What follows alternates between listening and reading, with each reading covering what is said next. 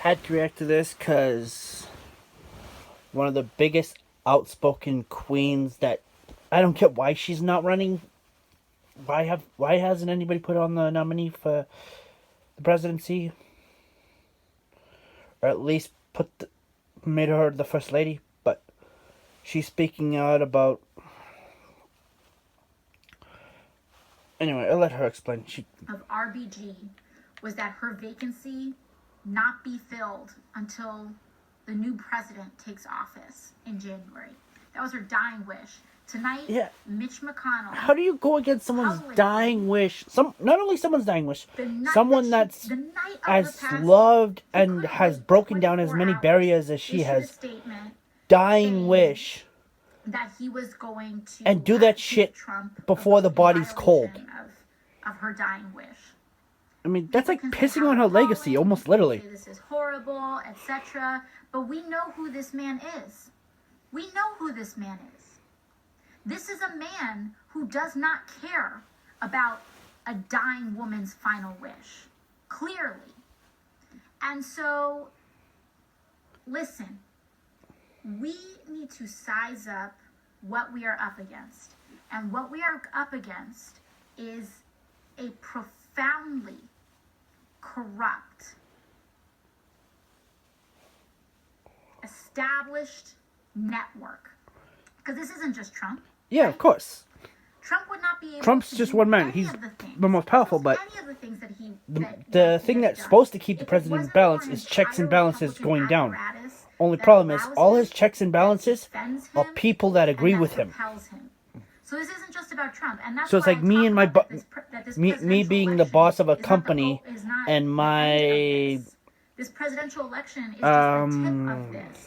Because vice president, Trump would not have been able to do these things. It's like a cop and it's like a cop being best friends with internal affairs. So this is on every Republican. The thing that's supposed to stop him from being corrupt is going along with everything he says. Ready?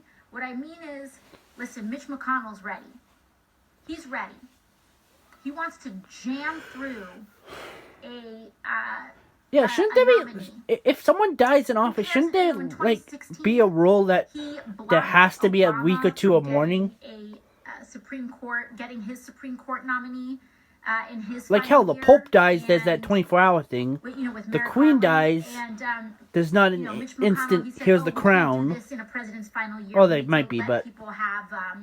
We let people have their say. Shouldn't there be a 24-hour period where, okay, he doesn't care about that now. Boom. Because he cares about power. These people do not care about democracy. They do not care about fairness. They do not care about equality. They do not care about justice. They care about power, and they care about money. And they care about making more money. They don't care who dies. They don't care whose rights get violated. And that's why we need to show up. Yeah, of course. If you're not 1%, a lot of the 1% don't think you're less. We need to be ready to organize. We need to be ready to follow grassroots leaders on the ground. And it's not just about listening to me. It's about listening to people who have been doing this work for generations as well. But... yeah, you see that speech that King's granddaughter made? That shit was... oh, yeah, I think I already posted that shit. That shit was gold. Our thing to do tonight and she's like, what, 15? What are you going to give? Are you going to check your voter registration tonight? Because you haven't done it in a while. Canadian can't do that. Are you going to identify 5 people that you don't know how they're going to vote, or you don't know if they're going to vote?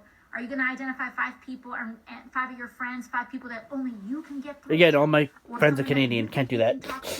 You know, I actually have a...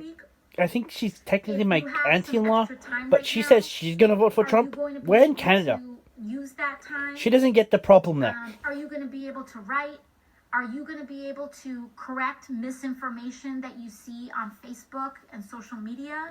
Because we're going to need that too. We're going to need a lot. We're going to need everything that you can give between now and Election Day. We leave it all on the field. Okay? Yeah. We're going to leave it all on the field. Only way you beat that kind of power, that kind of control, and that kind of money is every single person fighting.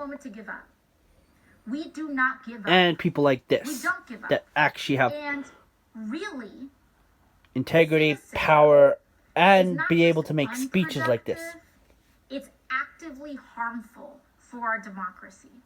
It's an active harm for the progressive movement. It's an active harm to our democracy. It's an active harm for our future. Because cynicism says it's over.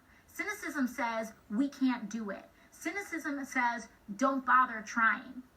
And if those are the sentiments coming out, then at this point, you are helping every person that is trying to marginalize the rights, the economic future, and the just prosperity of people that of all people that are deserving here in our country, which is everybody. Everybody's deserving of safety and prosperity and justice. So listen. Only thing that should stand in your way is if you can do something. Either physically, mentally, or emotionally. If you can do something, then go for it. But that's not how the world works. We know a time will come when we'll look back and remember. Not doing commercial. When life looked like this. Really put everything into stark focus. Because this election has always been about the fight of and for our lives. And if anything, tonight is making that more clear. It's pretty bad that more people when there's a global epidemic, everybody in the country realizes we have to push our health care, our personal safety aside to get the guy that's in control of the country out of leadership. And this isn't a third world dictatorship. This is supposed to be the most freedom-loving